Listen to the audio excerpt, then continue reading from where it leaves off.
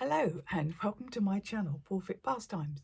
This is a special recording of my books that I have made over the past few years, which I thought I'd share with you and put in my past makes section for you to look at.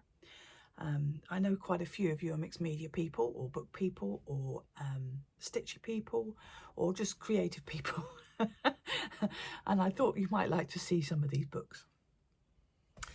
Now, back in about 2010, I started making myself covers for notebooks. So it started with this sort of thing, where I just stitch for notebooks. And they came in several sizes. And this was using fabrics I'd plant dyed, eco dyed, and then patched together and stitched over. And I just made the covers for notebooks. I put fresh notebooks in, and they make lovely covers for notebooks. And these, quite a few of these went on to be sold at my open studios. They're quite popular because they are replaceable. You can replace the notebooks in it. It's basically the cover that you then put the notebook in. So once I'd done the slip-in kind of books, I did some for the dog rescues, and I made them tweedy. Our breed of dog, that kind of dog there, they are classed as gun dogs, hunt, point, retrieve gun dogs. So because they are a countryside dog, a working breed, I did tweed covers on some little A6 size books, again, that can slip in and out and be used. So I have plenty of slip over covers. I then decided to start using some of my own books as sketchbooks, but I got carried away with just making the books, to be honest. This was one of my first ones, and this was a silk tweed cover. It's an interesting dimension, and all I have done in there is Copic stitch the binding, and it has blank watercolour paper in it to use as a sketchbook. But I enjoy beading the cover, and it's an unusual shape. Sometimes it lends itself to a particular project. I also did book covers like this. This is Tyvek, heated Tyvek, and a pressed panel out of metal that's been stained with inks. And inside this one is a zigzag book. Now, these were very popular with some of my arty friends because they could do a particular subject. And if you think of a project subject, you can use things like this. And that was just fun, making the Tyvek cover. Stained, heated, stitched, or stained, stitched, heated. And another form of the artist sketchbooks I did was using the Chicago screws. And those are Chicago screws. They're little posts. You punch paper and put through the screw and then tighten it up. I have tried this morning doing a top-down video of this, but it wasn't working, so I'm just going ahead with this. Now, I have a selection of these, and the covers on these are made with a technique I did for workshop on the web called My Forest Floor. I have one of the videos, I think I have rights back to it now, I'm not too sure, but it was using skeletal leaves, moulding paste, dyes, inks, scrim, and you can see all the different things I've made the basics with there, and then I've stitched into it and made them into book covers. If anybody's interested, just drop me a line on my email down below and I'll see if I can find you access to the video. Because it was used for workshop on the web, it did have, it was an exclusive. So that's quite, access isn't available to everybody at the moment. But I do have rights back to it now. Anyway. So, I then did what a lot of us have done as stitchers, I think. I made a little book with paper. Again, it's Coptic stitched. And this one I did all the kinds of stitches, basic stitches for embroidery, what they are and what they look like on the side. I put them onto watercolour paper, which had been treated with inks and colour and spray colours. I've stitched them to some sari silk, and then the sari silk has paper. I don't think you can see it there. The sari silk is stitched to the page and a piece of paper in there, which is what the spine is made of.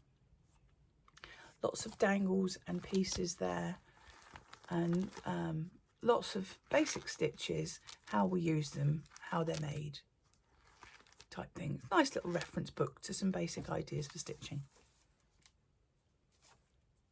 And I do love a dangle. In 2014, I'd seen in a magazine in the back of an aircraft seat a exhibition being advertised for one of the big London museums, and I can't remember what it was called now. It might have been the V&A had a travelling exhibition called In Fine Style, and it was about a Tudor dress. And we booked another flight to Edinburgh to go and see this exhibition at Holyrood House. And it was a lovely exhibition of all these costumes. There was lots of paintings, but there was lots of real garments and gloves and accessories and ruffs and everything you could think of. And how these garments came about.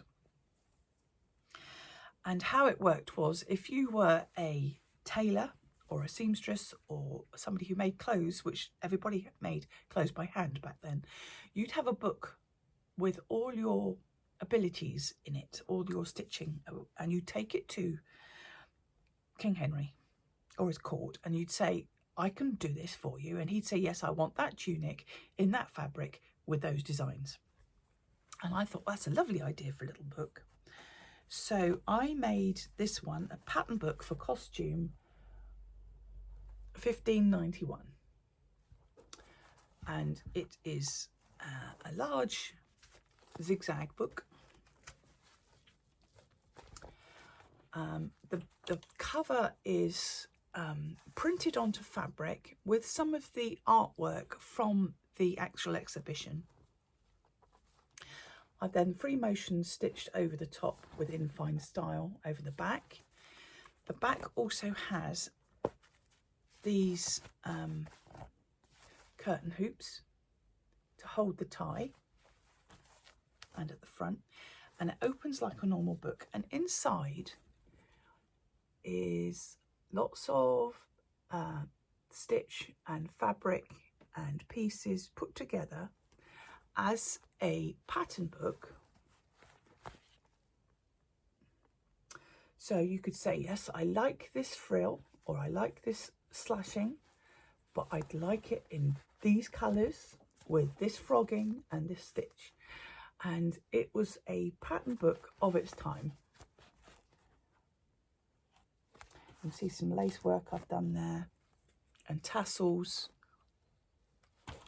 lots of beading, and this is those cones. They used to have extra tassels on the collars or on their sleeves with these fancy cones. So I did my own version, which was great fun to do, which was in 2014, but later it came back again. I started enjoying putting together the books, and we were doing quite a few experiments with the workshop on the webs. So one of the other things I did for as a tutorial was rusting. And I think this was in 2016, I made this one. Again, I've got a video on it somewhere, I think. But this was how to rust a normal tin. This tin was what some watercolour tubes came in. So it's an aluminium ordinary watercolour tube box. And I've treated it to take on age and rusting. A bit of old leather there. And we did this as a project as part of workshop on the web. And inside this tin, we just got a key for a to hold the tie. Inside here is just little montage collections, little cartouches of things that I've collected and made and stitched together using all sorts of bits and bobs I had lying around the studio. So, little pull-outs there. It's almost an early type of junk journal. Old buttons there, vintage cloth and aged pins.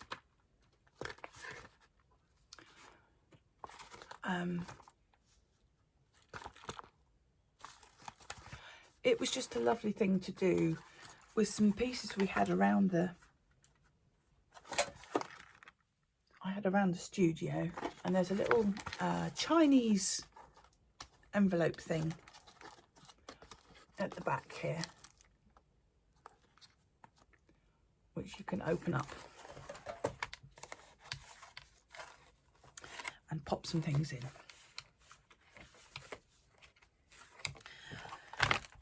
Of course, this led on to a love of doing things out of the tin, slightly out of the box. This is just a little tin, and inside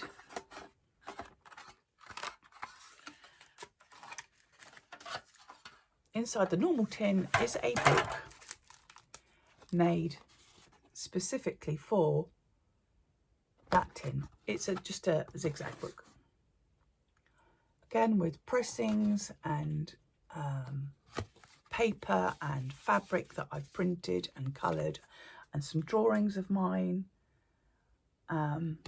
all put together just to fit inside a specific tin. I was also going through a beading stage of making insects at this point, so I had a little collection of those in tins as well. I went through a tin stage. Now that led on to me thinking of using metals again. And I did a book, again Coptic stitched, using, this is copper, I believe, copper, could be, and I've soldered over it to give texture, back and front. I've put rivets in to hold the plates together, and the front is a soldered on piece of, it's like pewter jewellery, what you put round some stones. And then I've put in a little stone sack. It's gone a bit yellow, it's quite old now.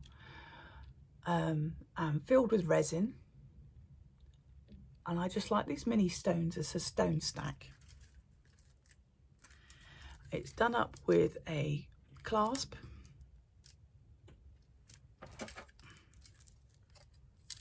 in chains that have got rivets in, and inside some of my little drawings.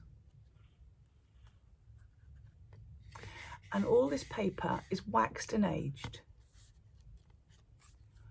and it's got the plaster of Paris as well.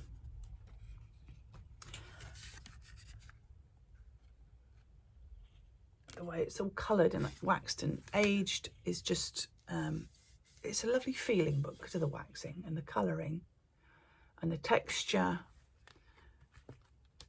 and all these little stone snacks that we see everywhere. I know they're not very popular anymore because they're destroying habitat or something anyway, but these certainly aren't. These were scratched into the wax and aged and then recovered. And I enjoyed doing that so much, I did a few more. And I had to make a little bookcase for them. So in here are some smaller, slightly smaller ones. Again with a little stone stack. Hang on.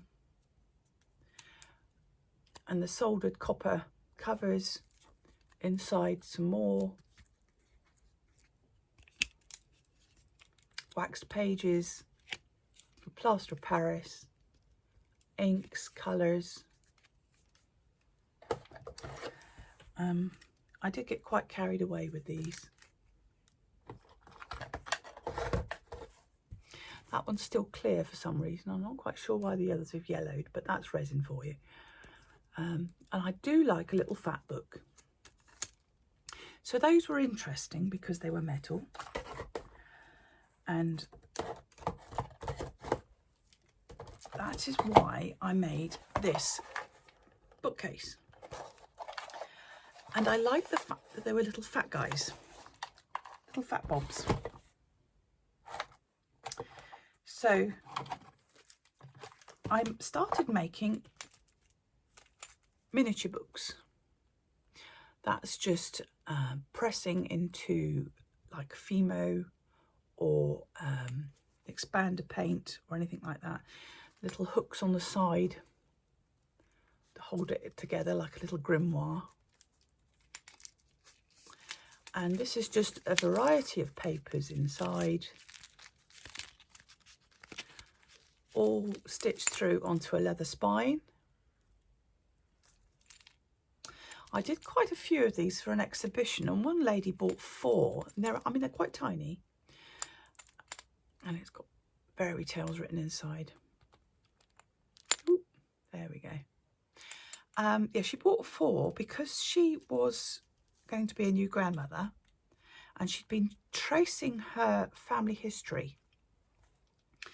And what she wanted to do was print out all the photographs of all her ancestors and put one photograph and who it was on each page for her grandchildren.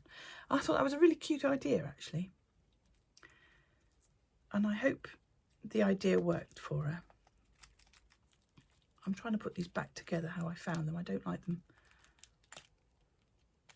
loose. If you're a Pratchett fan, you'll know what I mean. Anyway, so then I made some more, combining the little fat guys with the metal. That has a stone, mounted stone, lots of buttons and beads on the spine, which look great, but you can't put the book flat. Again, it's just my stained watercolour paper inside, but it's a nice little fat collection of papers there. I just think a little fat book is so lovely. And this one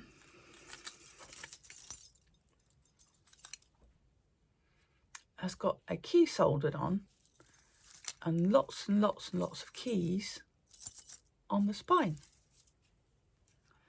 And this has got eco fabric, eco dyed paper, all different leaves where they've been boiled with the paper, all inside, which is another fascinating process which I really enjoy doing. So those go in my little stumpy bookcase that I made. I do like a bit of construction with papier-mâché. And that's all this bookcase is. And there's my little fat guys. And while I was about it, I made some smaller ones with a leather binding. Again, just eco pages inside. And the books I showed you earlier with the skeleton leaves and texture paste, I had some off cuts, which I made into a little miniature sketchbook. And the binding on this one is just large jump rings. So that is something I could choose to do little sketches in, or perhaps leaves, because there's leaves on the front. I could do some sketches of leaves. Another little idea I had at the time was for a little handbag book. And this is just a leather one with pamphlet binding and a popper stud. And inside, it's literally 2 pamphlets of cartridge and watercolour paper, which is for handbag, notebook, sketchbook, tiny little thing. But that lives with those minis as well. In about 2018, I was doing more experimental things with zigzag books. This was a skyline of my local town.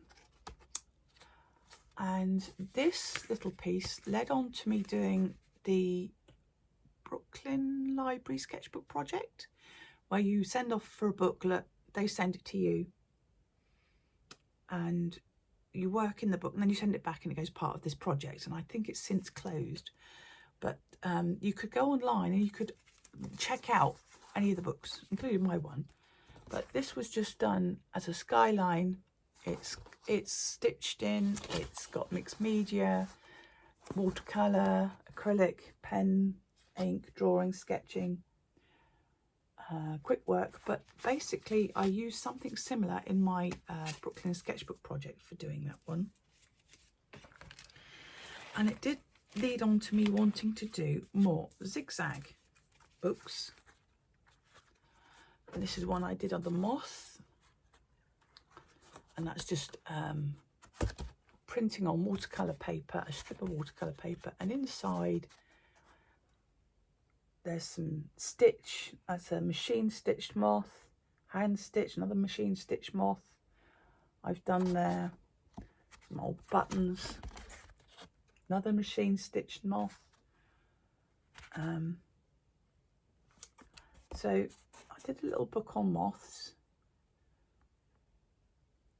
I hope they're coming into focus for you. But again, add-ons, buttons and things. Another zigzag book. This one is a fabric zigzag book on Icarus, which I've used lots of texture pieces, paper. That's paper pulp in a mould. Lots of stitching and additions. There's Icarus, there's the sun, and there's his feathers over the sea. And a sort of a zigzag book I did for workshop on the web is this Byzantine one. And it's not so much a zigzag as it's got all these church icons in it.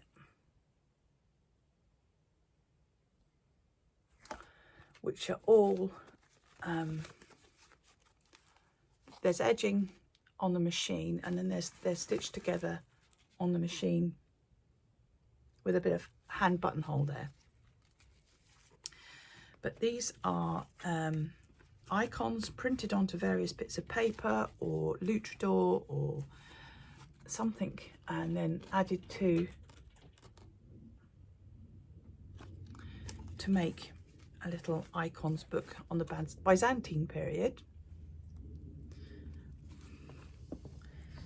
And I did an extra one as a cover, which is just a basic hardback notebook, which I've covered with that on the cover.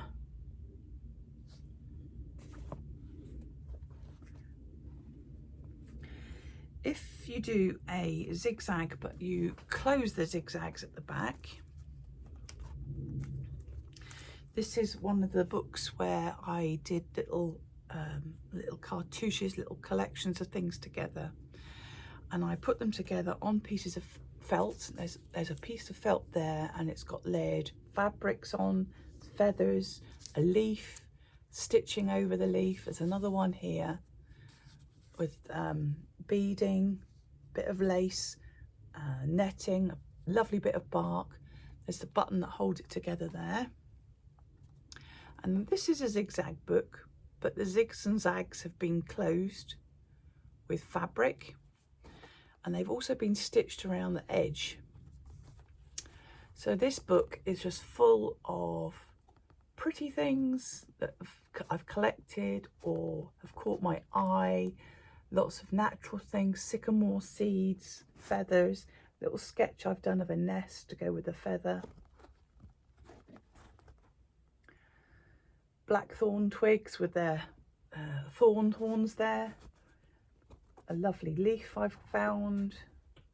Another bit of strange bark, lots of stitching, you get the idea. Another nest sketch I've done. And they're all just collected together. And they're easy to make on the tiny bits of felt, layered up, stitched on, layered up, stitched on, and then stitched to the fabric, to the paper. And then the paper zigzag is put together and held with fabric on one side and stitching around in a zigzag on the other. I went through quite a phase of doing these kind of books. I think it was mainly because I'd collected so many little things out on dog walks and the like. There's another butterflies book here, which is canvas. It's a tiny little book on canvas with some more of the layering and a pressing there, stamps. I've just beaded a few bits.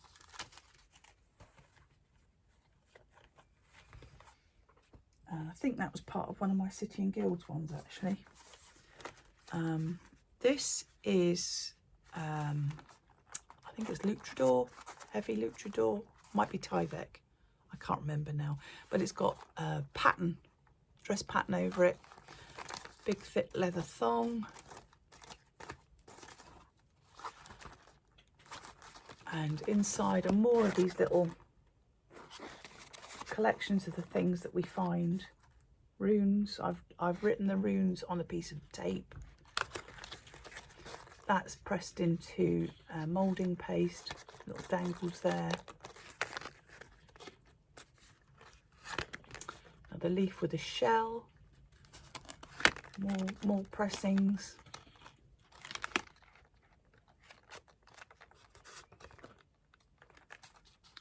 That's a nice shelled bead there, power shelled bead. That's a leaf skeleton with puff paint on it.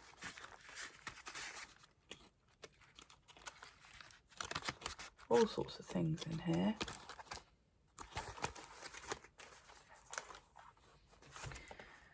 And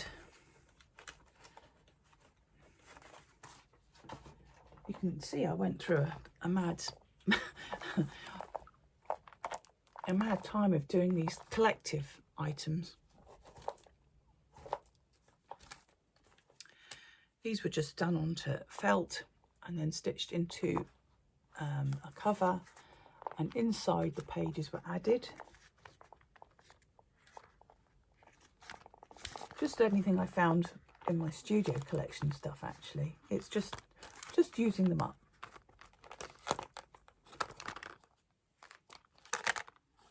All the paper was printed and stamped by me. That's got texture paste on. Lots of additions and dangles and things.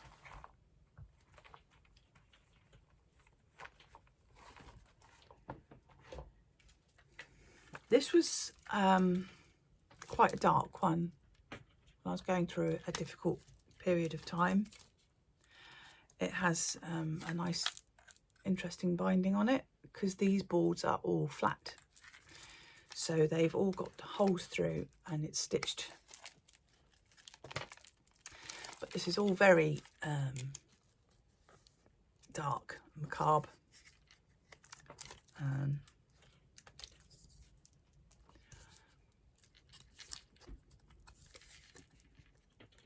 But sometimes,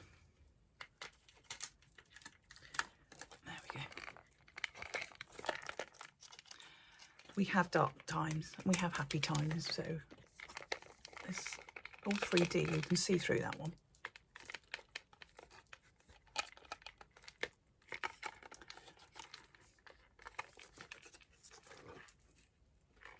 And you can see through that one as well.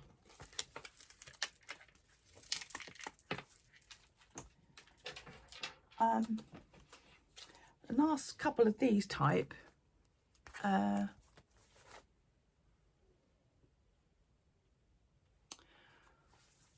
this one's mainly fabric. I think the next one's paper, but this one's mainly fabric.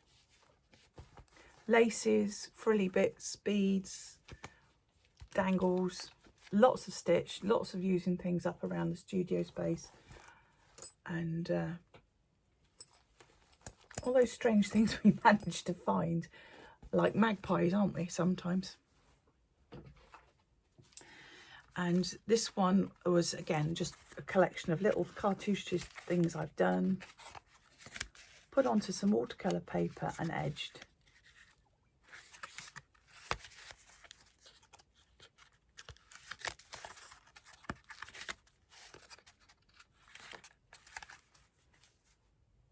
No, this took me up to 2018 on one of my exhibitions. On one little book I put together was this little guy who's got his own pillow like you see in the museum. I've undone it for you. The spine is done with sticks, chops, skewers with beads on. Again, a large dangle at the corner, and there's the cover. And each page is written in French knots, and it's actually Braille.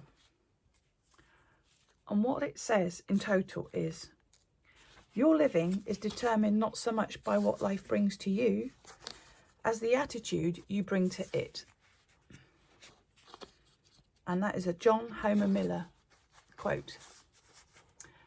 And it's all written in Braille using French knots. And it stays open on its little pillow to be read. In 2019, I went to a workshop with Alice Fox, and we did a lot of eco dyeing with plants we found around where the workshop was being held, and made books with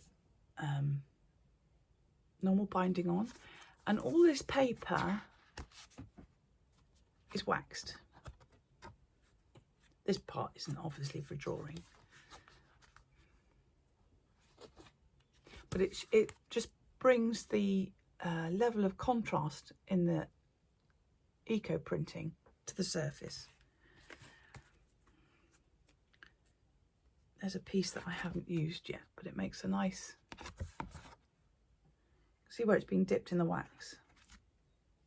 It makes the paper translucent too. There's another one.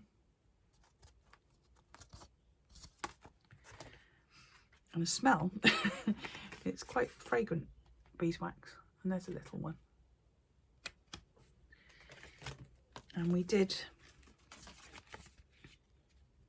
those single sheet ones where you slash them, fold them, slash them, and they become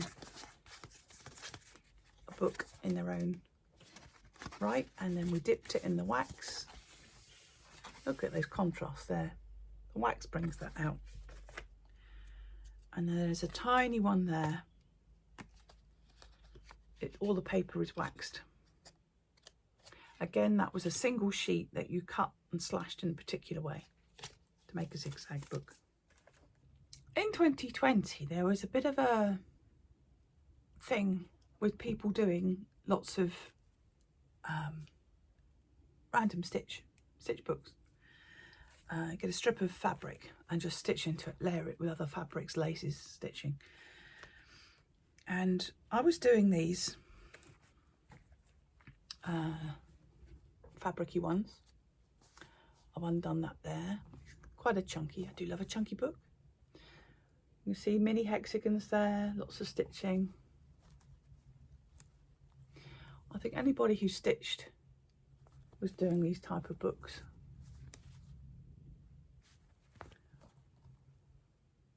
And it was just a mindful thing to do when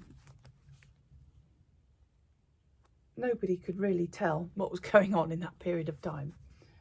We were all in lockdown and we all just needed something. And just these layers of stitching on these fabric.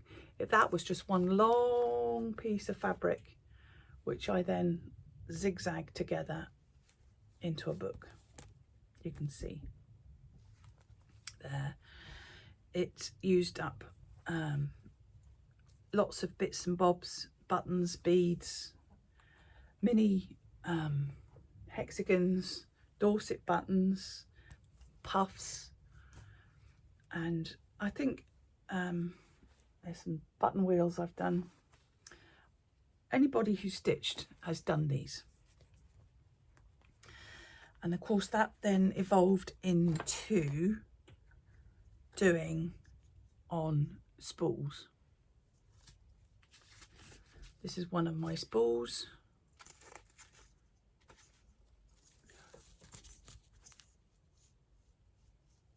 This one's on a beach theme.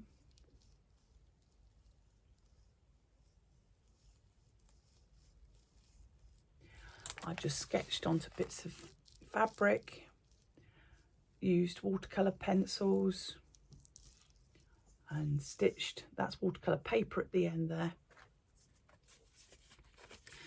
It was nice to have a bit of a theme as well as being random on some of them. But random is just great fun with no thought. Here's another one. What's this one?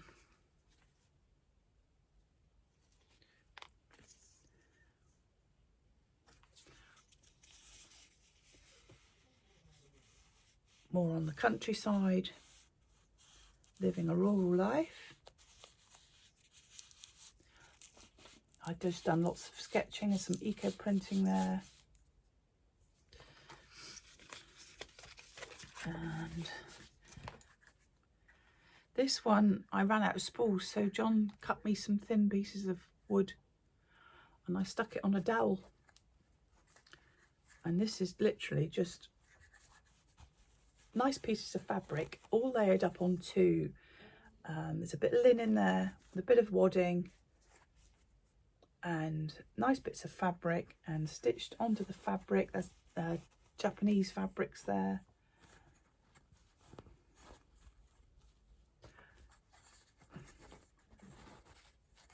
Oh, all little bits and bobs. I mean, some of these pieces of fabric on here are tiny. They're not very big at all, but they're just added to the texture of the whole thing.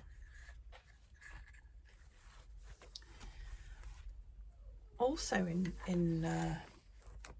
just before this, I had a little fad on doing things with a map. I was given some old maps.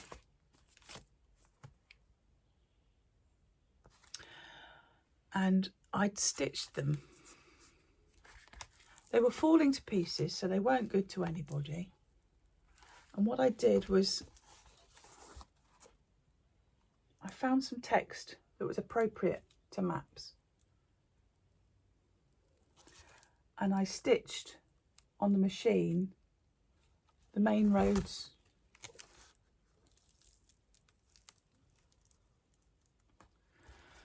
and put these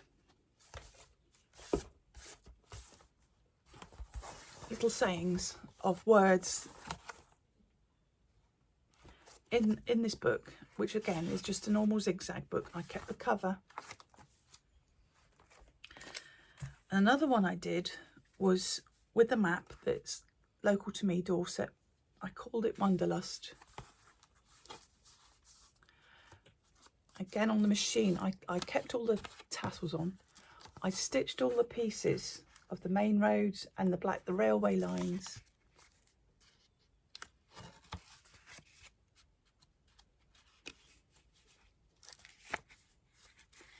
And then re-put the map together as a book. It wasn't doing any good as it was. It was falling to pieces. I've aged some of the edges, and it's just lovely to have it reused. And in 2020, this appeared in Anne Kelly's Textile Travels book. She'd asked me a couple of years before, because it takes a while to have a publication. And there's my little Wanderlust.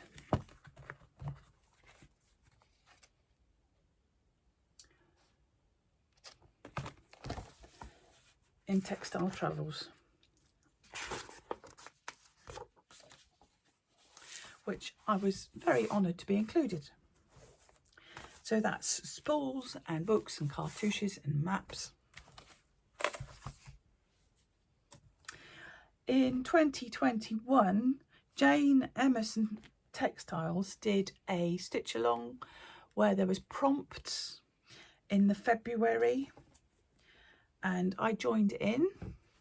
And this is an old dress of mine, and I kept the button placket, and that's how you do it up.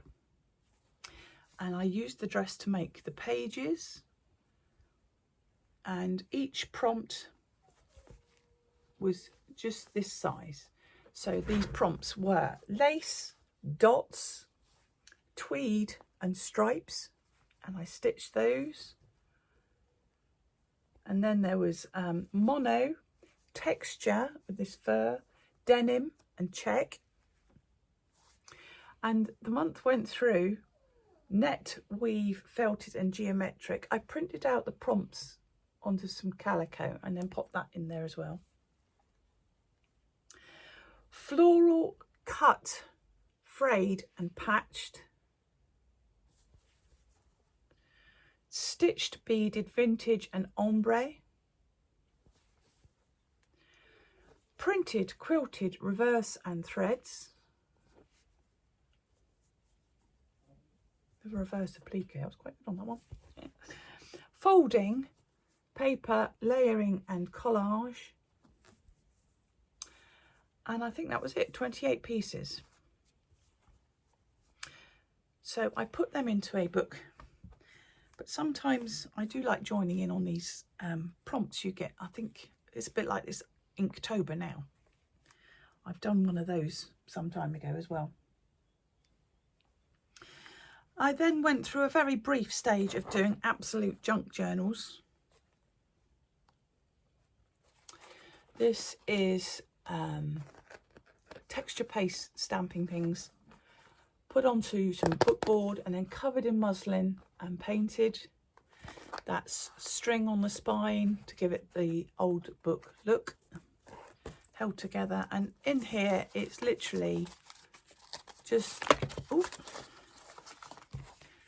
junky things and dangles and pockets, and you'll see a lot of people do these now.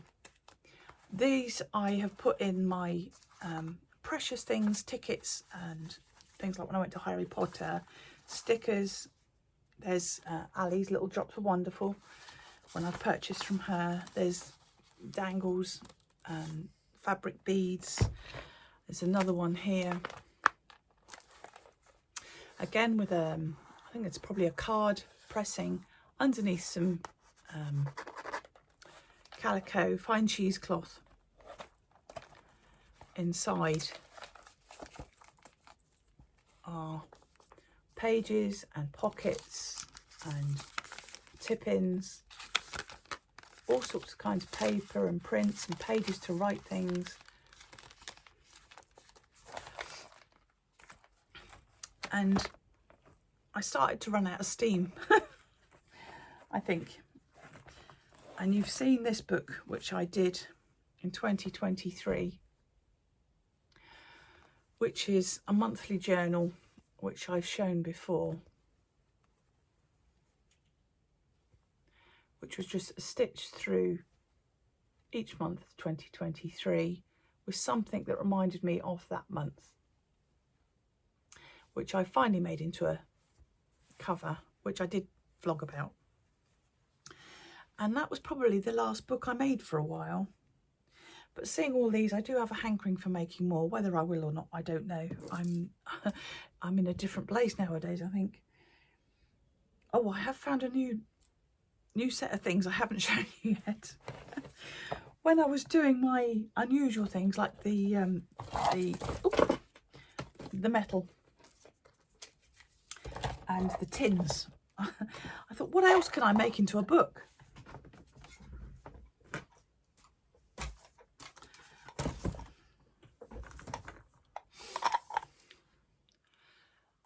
Shell, a full shell,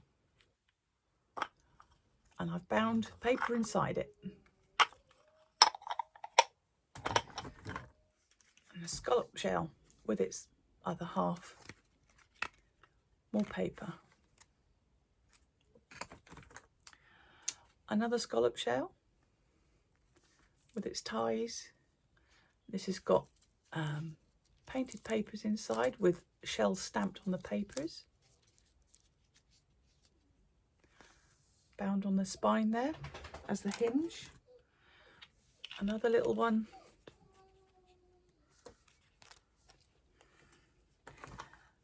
these are mussel shells. I found these in Scotland on the loch, and inside it has Sea Fever by John Masefield written in, and some sketches I did with it.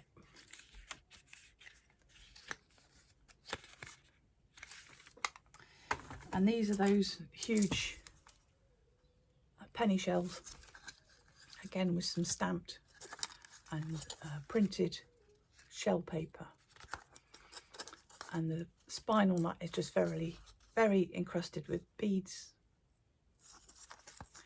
So I think I've covered about everything I've ever made into book form, all the different techniques, whether metal, shell, leather, stampings, fabric, spools. It's all been done, I think. I have enjoyed doing them, but I don't seem to do them anymore. But I just thought you'd like to see them, seeing as a lot of you are mixed media textile people and do books as well. I hope you enjoyed that, and I will see you all again very soon. Bye.